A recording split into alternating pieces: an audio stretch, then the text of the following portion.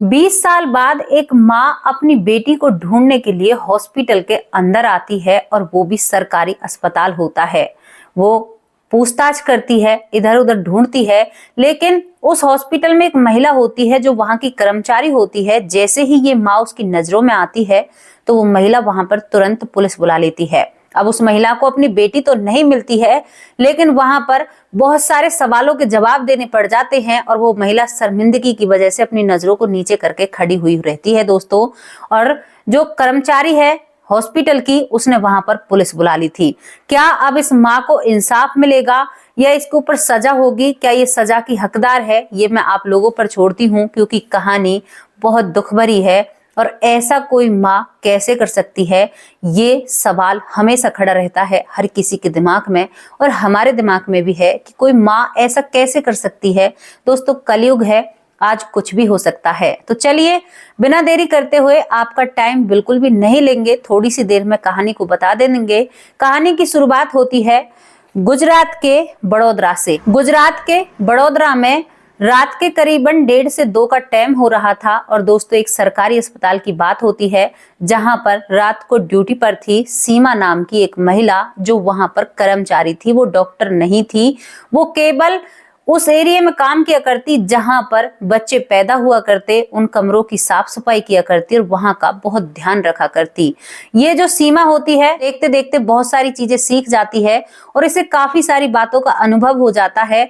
अब जब उस रात का टाइम होता है, 1:30-2 का टाइम, तो एक महिला हॉस्पिटल में रोते हुए आती है। अब सरकारी अस्पताल था तो कोई भी डॉक्टर उस महिला को हॉस्पिटल में नहीं मिलता, वहां पर सीमा होती है। अब सीमा उस महिला की हालत को देखकर उससे कुछ पूछ भी नहीं पाती है और उसे तुरंत बेड पर लेटा देती है। और दोस्तों, वो महिला बेड पर लेटते ही वो बच्चे को जन्म देना शुरू कर देती है। मतलब उसकी हालत इतनी खराब होती है कि उसे बहुत ज्यादा दर्द हो रहे थे, वो चिल्ला रही थी। सीमा को इतना भी नहीं हो पाता कि वो किसी डॉक्टर को बुलाए या किसी स्टाफ वाले से कहे, क्योंकि सब अपनी नींद में थे, कोई भी अपनी ड्यूटी पर ढंग से काम नहीं कर रहा था। और सीमा को उस महिला के लिए बड़ा दुखसार, बड़ा दर्द होता है कि कितनी परेशान है। वो किसी से कुछ भी नहीं कहती है और उस महिला की सेवा पानी में लग जाती है। अब जब बच्चा आने को है तो वो किसी का इंतजार नहीं करेगा, कोई है या नहीं है, बच्चा ये नहीं देखता है दोस्तों। ये वो महिला एक नन्ही सी गुड़िया, छोटी सी परी को जन्म देती है। लड़की बहुत खूबसूरत होती है। तो वो महिला जैसे ही उस बच्ची को जन्म देती है, उसके बाद का सारा काम सीमा निपटा देती है। और दोस्तों, सीमा उसको बहुत अच्छे से साफ करके बच्ची को माँ के पास लिटा देती है। अब जैसे ही वो महिला दर्द से कम होता है उसका बच्ची होने के बाद, तो वो महिला थोड़ी सी सोई सी हो जाती है, मतलब अपनी आंखों को मीचकर वहां पर चुप पड़ी हुई होती है। सीमा समझती है कि अब कहाँ जाएगी, बच्चा पैदा हुआ है, सुबह जब डॉक्टर साहब आएंगे तो मैं उन्हें ये सारी बातें बता दूंगी, तब तक इसको आराम करने दो। सीमा को उस पर बड़ा ही रहम और उसका दिल, मतलब उसके लिए उसने अपने दिल के दरवाजे खोल दिए थे। लेकिन दोस्तों, अब सीमा के साथ भी बहुत कुछ होना बाकी था। अब सीमा उसे सुलाकर और वहां से बाहर निकल जाती है और दोस्तों, सीमा की भी आंखें लग जाती हैं। एक बेंच पर वो सोया करती रात के समय। अब जैसे ही सुबह होती है सीमा, तो सीमा देखती है कि डॉक्टरों का आने का टाइम है, तो वो हर चीज को सही कर देती है। सुबह करीबन 10 बज जाते हैं डॉक्टरों को आने में। अब दोस्तों, जैसे ही सीमा वहां पर उस महिला को देखती है तो सीमा को वो महिला वहां पर नजर नहीं आती है। और यहाँ पर सबसे बड़ी बात ये थी कि उस महिला से उसका नाम ही नहीं पूछा था सीमा ने, केवल ऐसी ही बातें करती रही। जब उसको दर्द हो रहे थे, तुम कहाँ से हो, क्या करती हो, इतना कुछ पूछने का मौका ही नहीं मिला। रात का समय काफी होता है। अब दोस्तों, वो महिला तो वहां से गायब थी और उसकी 1 दिन की बच्ची नन्ही सी उस हॉस्पिटल में रह जाती है। अब डॉक्टर आते हैं और डॉक्टर आते ही जैसे ही इस मामले को देखते हैं, पूरे हॉस्पिटल में शोर सा मच जाता है कि भाई ऐसा कैसे हो सकता है। और जो सीमा है वो मायूस सी एक तरफ बैठ जाती है कि अब तो मेरी नौकरी भी जाएगी, मैं तो वैसे ही कैसे अपनी जिंदगी को काट रही हूँ। सीमा जो होती है उसका इस दुनिया में कोई भी नहीं रहता, वो इस हॉस्पिटल के ही सहारे अपना पेट भरा करती और अपनी जिंदगी को बेहतर तरीके से बिता रही थी। सीमा की जिंदगी में कोई भी नहीं होता है दोस्तों, ना ही तो उसका पति होता है, ना ही उसके कोई बच्चे होते हैं। वो एक अकेली लौती महिला होती है और वो अपनी जिंदगी अकेले बिता रही थी। अब पूरा स्टाफ आता है और देखकर वो सीमा को डांट लगाने लगते हैं कि तुमने पहले ये सारी चीजें रजिस्टर क्यों नहीं की, तुमने किसी और डॉक्टर को क्यों नहीं बताया, रात को किसकी ड्यूटी थी। मतलब एक बहुत बड़ा विवाद हो जाता है। लेकिन उन सभी डॉक्टरों में से एक डॉक्टर कहता है कि इसकी क्या गलती है, इसने तो केवल अपना फर्ज निभाया है, इसमें इसकी कोई गलती नहीं है, आप लोग इसे मत डांटिए। अब यहाँ पर एक ही मामला होगा। जब माँ को ही अपनी बच्ची पर रहम नहीं आया तो यहाँ पर तुरंत पुलिस को बुलाइए। दोस्तों वहां पर तुरंत पुलिस बुलाई जाती है। अब पुलिस वहां पर जैसे ही आती है तो पुलिस वहां पर सभी हॉस्पिटल वालों को आश्वासन देती है कि भाई इस बच्ची को 2-4 दिन आप यहाँ पर रखिए जब तक इसकी यहाँ पर रहने की हालत है, और उसके बाद इस बच्ची को अनाथ आश्रम में भेज दिया जाएगा। पुलिस पूरी कागज कार्रवाई कर लेती है और उस लड़की का पालन पोषण अब 2-4 दिन के लिए हॉस्पिटल के स्टाफ के ऊपर आ जाता है। दोस्तों जो सीमा होती है उस बच्ची को देखते ही, क्योंकि उसके हाथों में, सीमा के हाथों में उस बच्ची ने जन्म लिया था, और सीमा की जब कोई भी संतान नहीं होती है तो सीमा का उससे बहुत ज्यादा लगाव हो जाता है। हालांकि वो बहुत नॉर्मल सी महिला है, उसके पास इतना ज्यादा कुछ है नहीं, लेकिन फिर भी अब सीमा अपना एक मन बना लेती है। वो सोचती है कि अनाथ आश्रम में कैसे रहेगी, लोग इसे कैसे रखेंगे, मेरी जिंदगी में कोई नहीं है, इसके सहारे मेरी जिंदगी कट जाएगी, क्यों ना मैं इस बच्ची को गोद ले लूं। अब जो सीमा होती है वो तुरंत पुलिस स्टेशन जाती है और वहां पर इस सारी बात को बताती और कहती है कि मैं उस बच्ची को गोद लेना चाहती हूँ, उसी के सहारे मेरी जिंदगी गुजर जाएगी, और साहब मैं हॉस्पिटल से नौकरी करती हूँ तो मैं बच्ची को भूखी तो मारूंगी नहीं। यहाँ पर पुलिस भी राजी हो जाती है और कागज कार्रवाई होने के बाद सीमा उस बच्ची को गोद ले लेती है। गोद लेने के बाद बड़ी खुश होकर उस बच्ची को अपने घर लेकर जाती है, अपनी माँ को बुलाती है और दोस्तों उसके जो रिश्तेदार हैं उन सभी को बुलाती है और अपनी बेटी का नामकरण करती है। बेटी का नामकरण वो श्वेता रखती है, जो पंडित जी होते हैं उस लड़की का नाम श्वेता रखते हैं, और सीमा अब अपनी बेटी की परवरिश में खो जाती है। सीमा को जीने की एक उम्मीद मिल चुकी थी। सीमा को लगा था कि शायद ऊपर वाले ने इस लड़की को मेरे लिए ही भेजा है, और सीमा उस पर प्यार लुटाया करती, उसे बहुत अच्छे से पाल पोस कर बड़ा कर रही थी।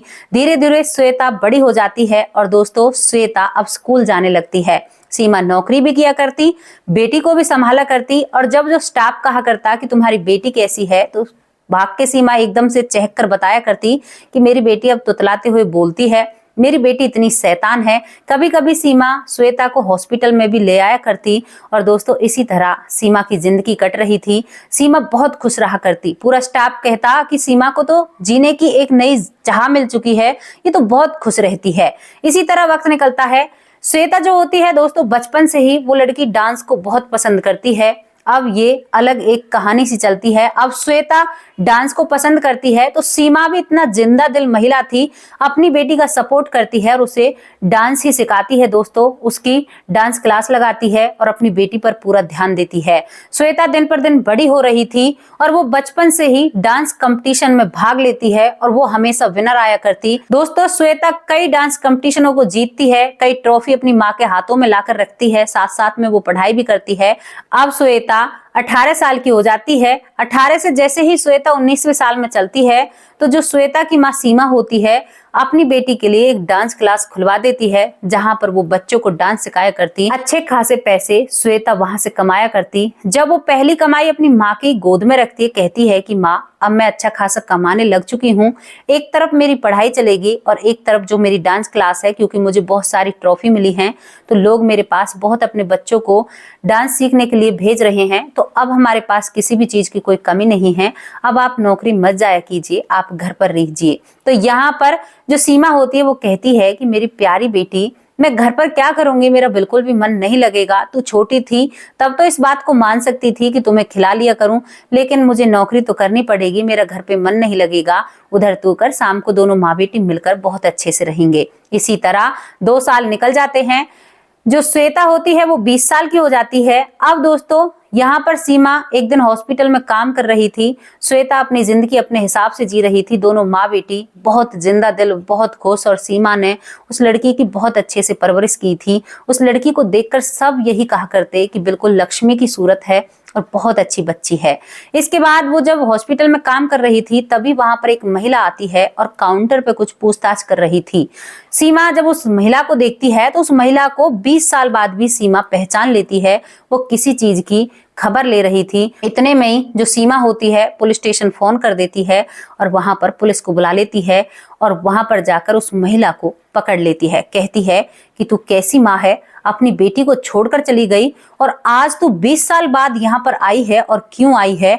और जो सीमा होती है एक थप्पड़ जड़ देती है उस महिला को और कहती है कि तू इसी थप्पड़ के लायक है, तुम्हें शर्म नहीं आई, उस बच्ची को अनाथ आश्रम में पलने के लिए तू छोड़ गई।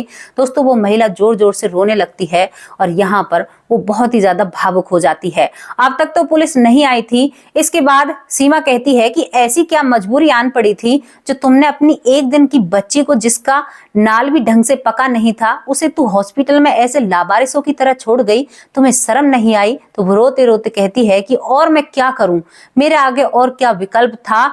मेरे परिवार वाले इस लड़की को स्वीकार नहीं कर रहे थे। उन लोगों ने मेरी बच्ची को चेक करा लिया था और उन्हें पता था कि मैं बेटी को जन्म देने वाली हूं।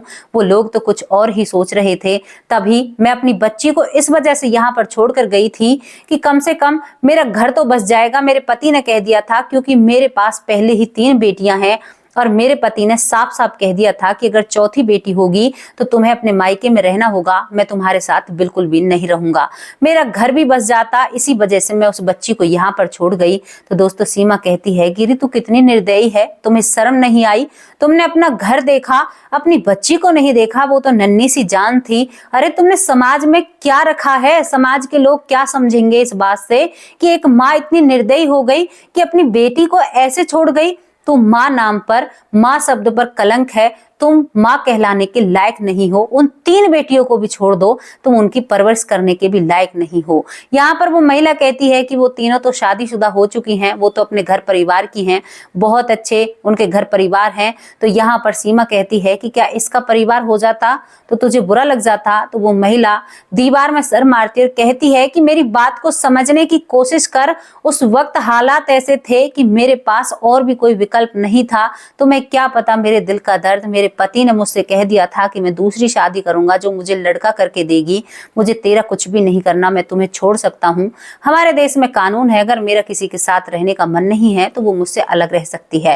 दोस्तों इस बात को सुनकर सीमा को भी उस महिला पर फिर दोबारा से रहम आ जाता है। यहाँ पर जो सीमा होती है उस महिला को खड़ा करती है और कहती है कि चुप हो जा, यहाँ पर तेरा भी कसूर नहीं है और मेरा भी कसूर नहीं है। यहाँ पर इस समाज का कसूर है, जिस समाज में ये कहा जाता है कि बेटियां ज्यादा जरूरी नहीं है, बेटे ज्यादा जरूरी हैं। जब हमारे समाज में ही बेटों को ज्यादा अहमियत दी जाती है तो इसमें तेरा कोई कसूर नहीं है। दोस्तों सीमा बहुत नरम दिल महिला थी। अब वो उस महिला के आंसू पहुंचती और कहती है कि अब तुम्हारा पति कैसा है, अब तुमसे ये नहीं कहेगा। तो वो महिला बताती है कि मेरा पति इस दुनिया से जा चुका है, मैं अकेली रहती हूँ। मेरा पति सरकारी नौकरी करता था, उसकी तनख्वाह मेरे नाम पर है और मेरी जिंदगी बहुत अच्छे से चल रही है। मैंने सोचा कि आज मैं अपनी बेटी का पता लगाकर, शायद मुझे मेरी बेटी कहीं अनाथ आश्रम में या कहीं पर भी मिल जाए तो मैं उसे अपने साथ रखूंगी और बहुत अच्छी जिंदगी जीऊंगी। दोस्तों इसके बाद जो सीमा होती है वो कहती है कि बेटी तो मैं तुम्हें नहीं दूंगी, क्योंकि वो अब मेरी बेटी है, तेरी बेटी नहीं है। इतने में वहां पर पुलिस आ जाती है। अब पुलिस से जो सीमा होती है वो मना कर देती है, अपना केस वापस ले लेती है।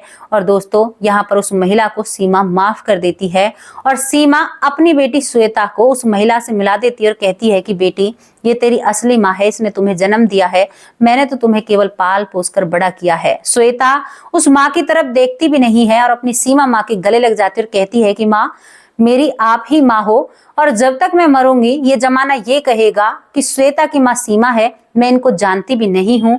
लेकिन तब भी वो महिला श्वेता को बहुत जोर से गले लगाकर और जोर जोर से रोने लगती है और कहती है कि कोई बात नहीं बेटी, तू मेरे साथ मत चल, तुम्हें एक बहुत बेहतर माँ मिल चुकी है, तो इसी के साथ जिंदगी गुजार। सीमा यहाँ पर बहुत भावुक हो जाती है क्योंकि सीमा को एक पल के लिए लगा कि श्वेता को अब मुझसे छीन लिया जाएगा। लेकिन दोस्तों जो सीमा की माँ होती है वो एक फैसला लेती है, वो अपनी बेटी को अपने साथ नहीं ले जाती और श्वेता भी उसके साथ जाने के लिए राजी नहीं होती। और यहाँ पर सीमा और श्वेता एक दूसरे की हो जाते हैं और वो माँ वहां से चली जाती है। आज भी इन सभी का मिलना जुलना है दोस्तों।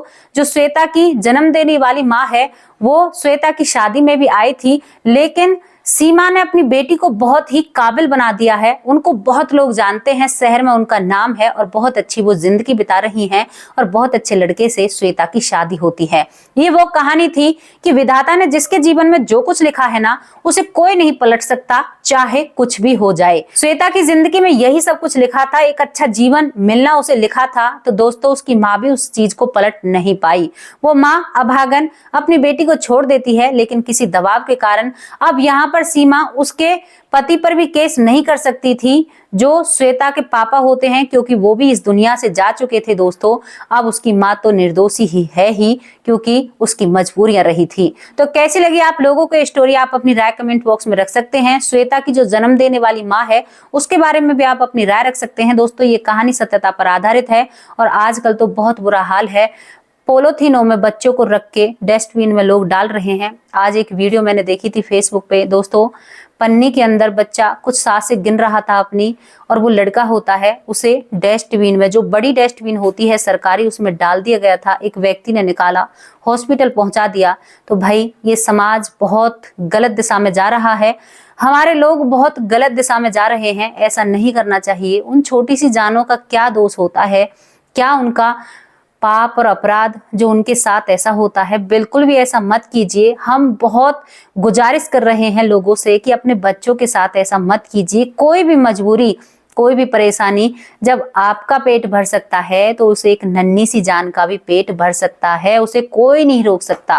दोस्तों, बहुत दुख होता है इन चीजों को देखकर, लेकिन क्या कर सकते हैं, हमारे हाथ में भी कुछ नहीं है। लेकिन इस कहानी को उन लोगों के सामने अगर हम रखें तो शायद कहीं ना कहीं किसी की सोच बदल जाए।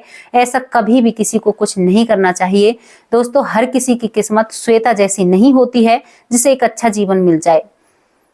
कुत्ते तक बच्चों को खा जाते हैं, ऐसा सब कुछ देखने को मिलता है। तो कल फिर हाजिर होंगे किसी सच्ची और अच्छी स्टोरी के साथ। तब तक के लिए आप लोगों से विदा लेते हैं। नमस्कार, जय हिंद, जय